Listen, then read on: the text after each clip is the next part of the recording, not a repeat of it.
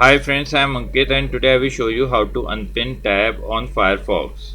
Friends, if you want to unpin a tab on Firefox browser, then you simply need to open your Firefox browser, and in your Firefox browser you need to right click on the tab which you want to unpin.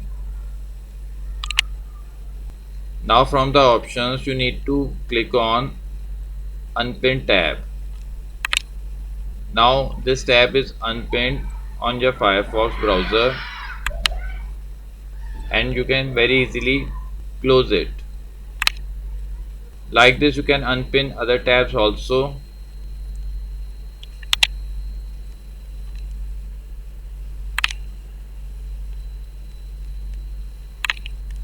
So friends, like this you can very easily unpin tabs on Firefox browser. I hope you find this video useful. If you like the video, then press on like button and don't forget to subscribe our channel and press on bell icon to receive email notifications free of cost.